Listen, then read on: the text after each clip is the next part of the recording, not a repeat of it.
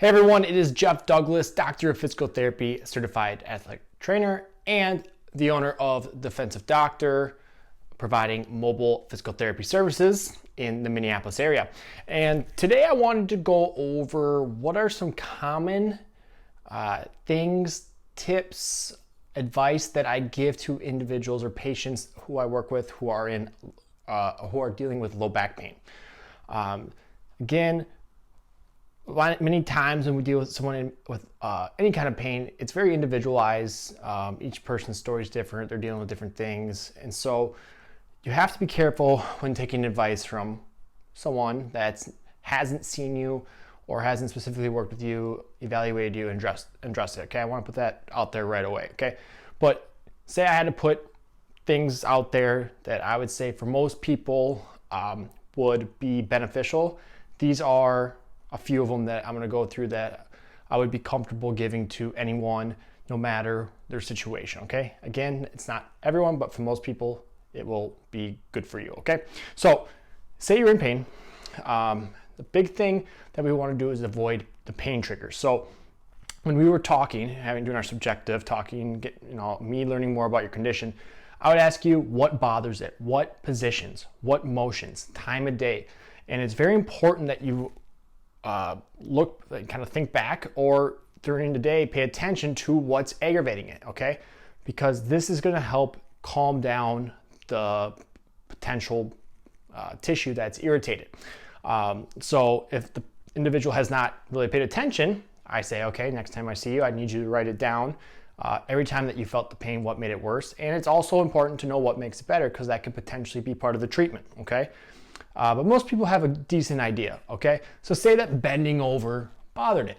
So we'd say, okay, flexion of the spine, in your case, is a pain trigger. So we would want to, at that time, avoid flexion. We're not going to avoid flexion for the rest of our life, but at that moment in time when the tissue is sensitive and your brain is saying, "Oop, danger, danger, we don't like that position," we're going to do what we can to work around it. Okay, and then we're going to utilize the positions that actually feel good so we can keep moving, so we don't get stiff and get deconditioned.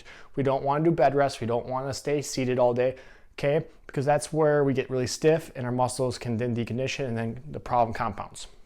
Okay, so number one is you need to identify your pain triggers. Very, very important when it comes to your treatment plan, all right?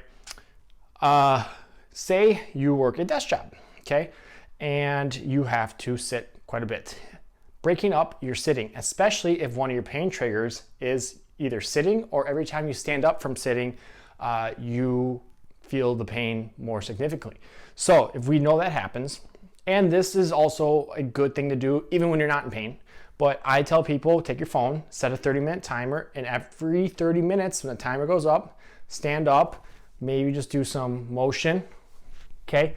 We want to set the timer so that the pain never happens. We don't want to wait till the pain occurs then to stand up. We want to stand up before it happens, because then it's going to allow the tissue to not get flared up. The more we keep flaring it up, the longer you're going to be in pain. So we have to keep trying things that won't get it to that point. So say, for example, we did 30 minutes, every 30 minutes you stand up. If it's a standing desk, I would say work for 30 minutes standing. If you don't have the luxury of a standing desk, then I would say just do some motion, maybe go for a quick walk, come back, sit back down, reset the timer again, and do that throughout the day, all right? So you don't have to sit there and consciously be like, oh, I sat, right now it's 3:39. So at 4:09 I have to get up. No, it just goes off and you can work without even thinking about it. Okay.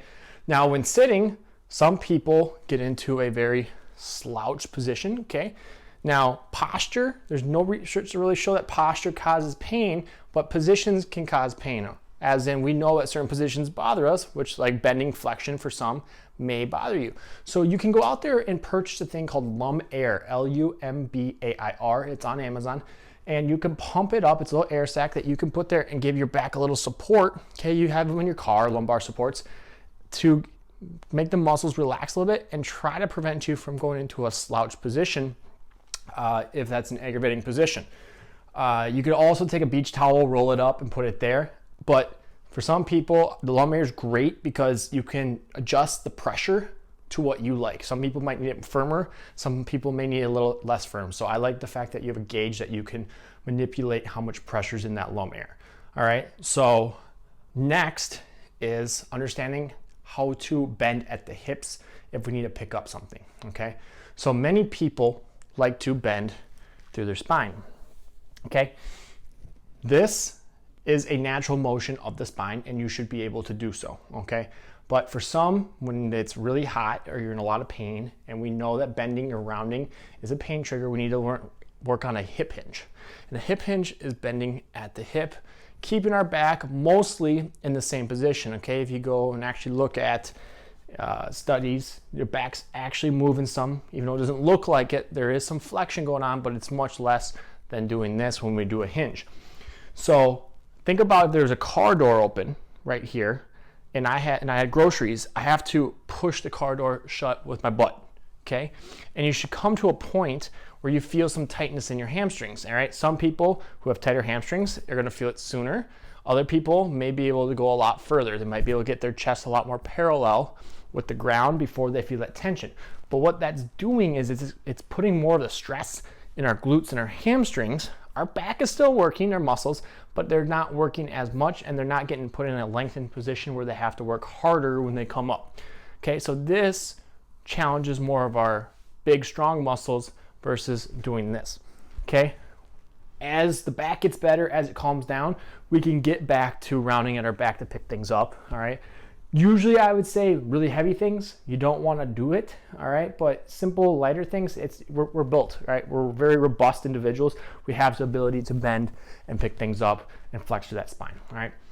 The next thing is daily walks. Walking is a very, very good exercise for your back. So I'll recommend about 3 walks every 30 minutes, especially if you're in pain.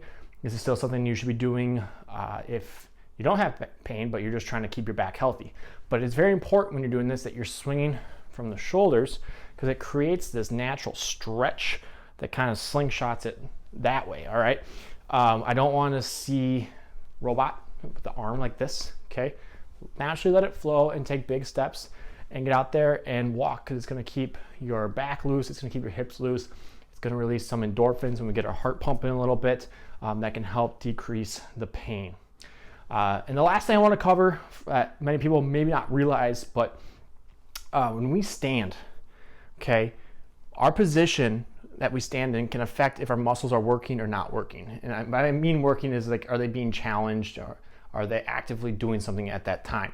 Because if we're constantly making our muscles have to do something, it can fatigue. And then when they fatigue, it can start to get really achy and stuff like that. So if I had you put your hand right in your low back, you should be able, if you lean back, it should be nice and mushy and squishy, okay? But if I stuck my head forward, you would feel a muscle get hard. If I come back, it should get mushy again. Or if I round, you'll feel that muscle get hard because it's pretty much, it's the muscle saying, oh, I'm trying to control that descent of my thoracic spine, my head going down, okay? But if you're constantly in this position all day or you're slightly slouched, these muscles are gonna have to work overtime and they're gonna get fatigued and tired. So just a little thing you can do throughout the day is you could stand here like this and just naturally be in a little more extension so that these muscles are soft and don't have to work as much throughout the day. And for some, this might feel good because of the, again, flexion, if they don't like the bending, it's gonna aggravate it. So this, putting your hands like this or putting your arms back like this can naturally put you back in this position that makes these muscles relax and not put so much stress on them, all right? So try those. Some of these, again, are good to do even if you're not in pain, but if you're in pain, these are things I would recommend to most majority of people that can help them on a daily basis get back out of pain. It's called spine hygiene techniques. But again, this is just one piece of the puzzle, many more parts to this puzzle that may be the reason you're experiencing this. And if that's the case and this doesn't get you out of the pain totally, then I would highly recommend seeking a healthcare professional who knows what they're doing when it comes to low back pain. Again, I'm Jeff Douglas and have a wonderful day. Thank you for watching this video. If you found this information useful or helpful, please subscribe to this channel. Just drag that mouse right over to the red box, click it so that you're notified the next time that I post a video. Again, Again, thank you so much.